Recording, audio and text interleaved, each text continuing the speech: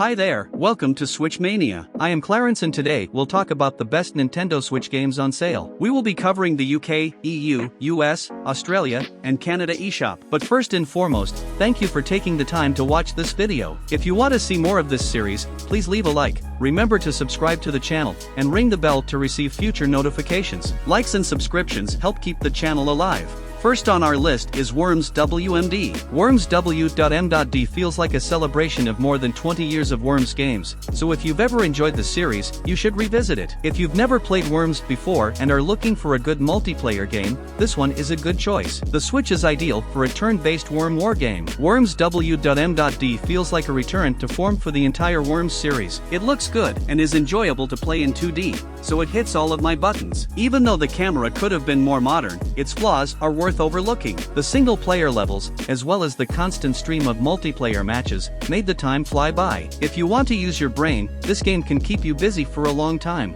Next is Crown Trick. Crown Trick is a stylish and strategic roguelike game that slows down the genre's usual fast pace and introduces turn-based battles. Elle's ability to blink between arenas, as well as the various powers she gains from the weapons, relics, and familiars she encounters along the way, adds a lot of variety and flexibility to the runs you'll make here. There are some user interface issues that should be addressed. The core gameplay is inherently random, and busy battles can be difficult to follow at times. But this is a very good roguelike that fans of the genre should check out. Next up, Paradise Killer. Paradise Killer takes place in one of the most bizarre worlds imaginable. Some portions of the game give the impression of an old-school detective game, complete with a good, customizable soundtrack. Even though the universe and its meanings may occasionally throw you a curveball, it's easy to get lost in the vast and gorgeous open world. You might even forget there's a murder to solve if you have a fun way to investigate and solve puzzles. The best way to describe Paradise Killer is as completely insane and bizarre. Playing at your own pace is relaxing, and the music and collectibles are excellent. There is also a complex mystery to unravel. It is one of the most enjoyable games I've played this year. Next is Winds of Change. This is an intriguing piece of fiction that functions as a video game because there are choices and things you can overlook. This may make playing it more than once appealing. The voice acting is all excellent, the user interface and controls are nearly flawless, and the art is stunning, though I occasionally felt that the characters could use a few more poses or expressions. Winds of Change has a lot to offer anyone who enjoys a good virtual novel story and isn't completely opposed to all furry content. Despite its small audience, Winds of Change is a thrilling fantasy visual novel about oppressed and downtrodden people finding hope and doing everything they can to change their world for the better. This is a story that anyone can appreciate. Next up, Going Under. Going Under appears to be a goofy, chaotic roguelike spoofing company culture when it first begins, and it appears to be the same when it ends. You will always have to change and adapt because there are so many different weapons and skills. Despite the fact that the story is ridiculous and doesn't take itself seriously for the majority of its length, Jackie and her co-workers are endearing enough to keep you interested the entire time. When you add in a masterfully crafted ending, you get one of the year's best and most satisfying games. Going Under does an excellent job of creating a hack-and-slash game, and just when you think it's finished, it adds another step for those who want a true challenge. Next is Resident Evil 4. Resident Evil 4 is still a classic, despite the fact that it is old and adds nothing new to the ports that came before it. From the terrifying beginning to the final escape, it's a ride that most AAA single-player campaigns only wish they could be. Don't wait any longer if you haven't played Resident Evil 4 in the last 15 years. RE4's dark, unsettling setting, gun progression, and amazing action horror gameplay keep me interested even after all these years. It forever altered the action-adventure genre, and for the most part, it has stood the test of time. Resident Evil 4 is an important part of Capcom's history because it introduces new strategies and game mechanics to the series. You can now play it on the go. Next up, Resident Evil. Resident Evil's flaws are just as visible today as they were in 2002. The game's controls, camera, and item handling all make it difficult to play. Even with these flaws, Resident Evil HD remains a classic. No other survival horror game has succeeded in creating as much tension as Resident Evil. If you've played any version of Resident Evil over the years, you know what to expect. It's one of the scariest games ever made. The fact that the game can be played on the go is just the cherry on top. If you like scary games, don't mind some old-school game mechanics, and haven't played any of the previous Resident Evil games, you owe it to yourself to try this one. Next is Beacon Pines. Beacon Pines is unquestionably among the top 10 games I've played this year. It's also one of the first games I'd recommend to anyone looking for a quick but deep experience. Beacon Pines is a unique blend of sweet and terrifying. It has a lovely art style, a cozy setting, excellent character development, and a story that will keep you guessing until the end. I couldn't stop myself from finishing it all in one sitting. If you want something cute and dark, with a clever mechanic and a rich world, Beacon Pines invites you to solve its many mysteries and discover the true ending to this troubled story. Next up, Yooka-Laylee and the Impossible Lair. Donkey Kong Country fans should rejoice, because this is the game you've been waiting for. The worst thing you could say about it is that overworld exploration may be too difficult for people who just want to run and jump. Those who enjoy a mix of platforming and top-down adventuring and don't mind adapting to a constantly changing pace, on the other hand, will find the best of both worlds here. Yooka-Laylee and the Impossible Lair is a fantastic follow-up game that pays homage to Rare's past while establishing Playtonic as one of the most exciting studios in the UK. Yooka-Laylee and the Impossible Lair combines various types of platforming into a meaty campaign with numerous challenges to overcome. It's as polished and focused as it can be while remaining as true to the genre as possible. Put my name on the list for the next one. Next is Genesis Noir. Genesis Noir is a genre of fiction that gradually progresses from a hard-boiled detective mystery to a cosmic look at what could and might happen. It demonstrates a method of telling a story that can only be accomplished through an interactive medium. It immerses the player in rhapsodic visual landscapes and expects them to discover tactile meanings among its oddities. In Genesis Noir, chaos is not something to be controlled, it is something to be experienced and enjoyed. The game's hyperactive flits from the cosmic to the mundane combine to produce an astonishing, memorable, and novel piece of work. The game's goal is not to create a pixel-perfect image of the world, but to depict something deeper and more real. Next up, The Great Ace Attorney Chronicles. The Great Ace Attorney Chronicles demonstrates not only why the series as a whole is so popular, but it also demonstrates that video games can be much more than just a way to kill time. The Great Ace Attorney Chronicles, which straddles the line between book and interactive movie, takes players through case after case packed with wonderful characters, stories, and clever brain teasers. Even if not everyone enjoys adventure games or visual novels, this is the game to play if you want to give them a try for the first time or revisit them. The Great Ace Attorney Chronicles is a lot of fun to play. All of this culminates in a finale that neatly ties everything together and, even in comparison to what came before, simply blows your mind with how daring the people and things you're up against are. So, when asked whether The Great Ace Attorney Chronicles is the best game in the franchise, I have no reservations. I'll leave it at that. Next is Street Fighter 30th Anniversary Collection. If, like me, you grew up playing these games at home or in arcades and want a little nostalgia to go with your modern fighter, Street Fighter 30th Anniversary Collection is a must-have. The majority of the games in this collection are still playable today, and Capcom and Digital Eclipse did an excellent job putting this port together. The fact that Street Fighter 30th Anniversary Collection provides a comprehensive look at Street Fighter 2, 3, and the Alpha series is reason enough to recommend it, but the fact that it is presented so well makes it almost a must-have for fighting game fans. This is everything a Street Fighter fan could want, thanks to the Switch's portability and the ability to play with other people while on the go. Next is Overcooked 2. If you liked the first game or didn't buy it because you wanted online multiplayer, Overcooked 2 should be a no-brainer. Even if the sequel is a little too familiar and lacks any major surprises, it's still a good idea. It doesn't get much better than this when it comes to co-op games. Overcooked 2 has come a long way since its predecessor. The kitchens are much more creative and lively, and the ability to throw food is a new feature that speeds up and makes the game more enjoyable. You can also play with your friends even if you are not sitting next to each other because it can be played online. Overcooked 2 is a crazy, intense, and challenging multiplayer game that will provide you with hours of entertainment and should be played by everyone. Next up, Yoku's Island Express. Yoku's Island Express is available on almost everything, and I highly recommend picking it up wherever you can. The game is an absolute delight from start to finish, suitable even for those who aren't particularly fond of pinball. It blends these two genres extremely well, making them both feel new and fun in ways I haven't seen in a long time. The level of creativity and design on display is always inspiring, and you'll be wishing for more as soon as the credits roll. Its endearing story and characters will keep you smiling as the game challenges you, and its hidden areas and collectibles will keep you coming back for more. Yoku's Island Express delivers class in every area for every type of player, whether you like pinball machines, Metroidvania, or puzzle games. Next is Phoenix Wright Ace Attorney Trilogy. Because it's been a while since the first Phoenix Wright games were released, this is a fantastic opportunity to relive the excitement of each case. Furthermore, the new presentation of the games is done so well that it feels like a completely new set of games. Phoenix Wright Ace Attorney Trilogy brings 3 of Capcom's best games to the Switch,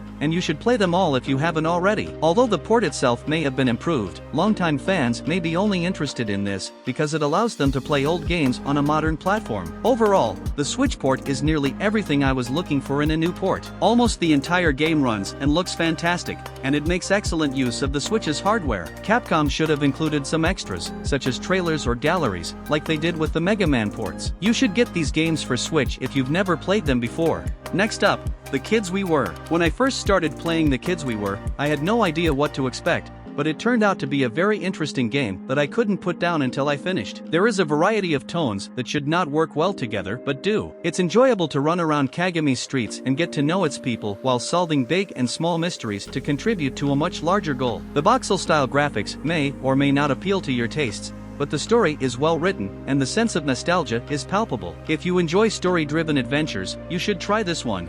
Next is Fuga, Melodies of Steel. Fuga Melodies of Steel quickly became one of my favorite surprises of the year. Few things can derail an otherwise fantastic RPG experience. It was one of those rare games that I didn't want to play because I knew I'd get stuck in the fantastic but exhausting game loop for hours. That may sound negative, but if you're familiar with this type of writing, you'll know it's a huge compliment. The music, graphics, and gameplay all work together to make the game difficult to put down. Fuga Melodies of Steel is the kind of risk we should applaud in this industry, and it should be in your library if you like RPGs that aren't afraid to make bold design choices. Next is Horace. Horace is a very special game, and the only thing I can say is that there are already so many amazing independent games on Switch that I fear Horace will get lost in the crowd. If you enjoy great level design, great storytelling, great art, evocative music, great characters, funny situations, and emotional gut punches, Horace is a no-brainer. It's moving without being manipulative, intelligent without being arrogant, and nostalgic without being a sloppy rehash. So, yes, Horace is another indie masterpiece that every gamer who appreciates high-quality experiences should play. It's a masterpiece that owes a lot to its medium but is strong, creative, and one-of-a-kind enough to stand on its own as something very special. This is a must-buy. Next up, ABZÜ. ABZÜ is a work of art in and of itself. The first time I dove into the game's beautiful cel-shaded ocean and heard the title's sweeping orchestra in the background, I was hooked. This is an opportunity you should not pass up. ABZÜ is a fantastic game for those who enjoy casual adventures such as going for a walk in the woods. The dreamlike graphics, hypnotic orchestral score, and purposefully slow pace immerse the player in this alien world. ABZÜ is an excellent game for Switch owners looking for something a little less intense. It is not so much about winning as it is about the journey you take to get there. Next is Shovel Knight Dig. Shovel Knight Dig is an excellent sequel to the first Shovel Knight adventure. It's been a lot of fun for me. You'll find it difficult to put this one down because everything works so well and it's so enjoyable to play. Hopefully, more platforms will be added in the future, but for now, if you have a PC, Switch, or iOS device, I highly recommend checking it out. Shovel Knight Dig is an excellent roguelite. It has everything I've come to expect from the series: fun gameplay, fantastic graphics and music, and a sense of humor that fits in perfectly. If you want to learn how one of the most famous independent games got started, this game is a must-have for your collection. Next up, Wayward Strand. Wayward Strand is not for everyone. It's a slow-paced game that some may find tedious. It could be a pleasant experience for me and other people who enjoy games with a stronger story focus. It's not always cheerful. Some of these patients have painful memories from their past, and the present may not be the most pleasant topic to discuss. Whatever the case may be, these stories are well developed and easy to remember, and a hospital on an airship is a fascinating place to read about. Voice acting is used throughout the game, giving the characters a lot of personality. Wayward Strand is a good place to go if you want to relax and talk to people. The elderly on this airship have some interesting stories to tell, and this one is no exception. Next up, OneShot, World Machine Edition. OneShot World Machine Edition is an excellent game with intriguing characters and a story that will make you think and challenge your intellect. If you enjoy Undertale, puzzle games, or great stories, OneShot is a must-play. Because it is so different from other games, OneShot is one of my favorite adventure games. Even though the game lost some of its enchantment when it was ported to consoles,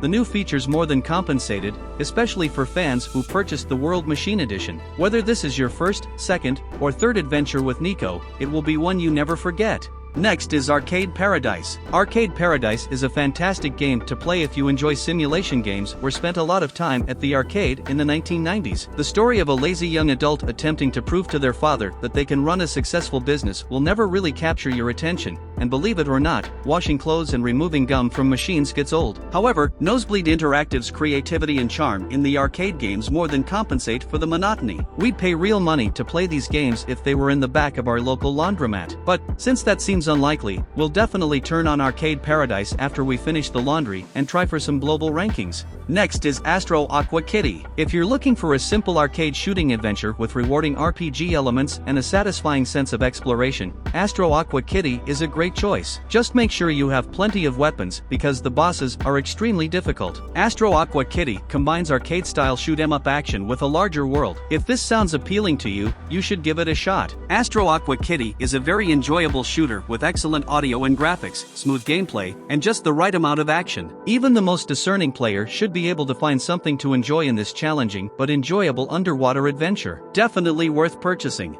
Next is I Was a Teenage Exocolonist. One of the few games like it is I Was a Teenage Exocolonist. The colors and music are so stunning that your eyes will pop. The story is so exciting that you can't take your mind off it for hours. And the number of times you can play it is enormous. You must play it at least twice to fully comprehend the world and its inhabitants. Every single character captivated me. Their flaws and strengths frequently made them likable, or at the very least, human. If you want to live many different lives and explore different worlds, I Was a Teenage Exocolonist invites you to join their group. Next up, Zombie Army 4, Dead War. Zombie Army 4 Dead War is one of the most technically impressive Nintendo Switch games in a long time. Despite the fact that there is a lot going on the screen, the game remains smooth and consistent regardless of how many enemies or online players are present. It's a silly, campy title that recognizes its silliness and stays true to it as you play. It's also unique in that it's just as enjoyable to play alone as it is with friends, though I must admit that playing with friends makes it a little more enjoyable. Even though the character movement is jerky,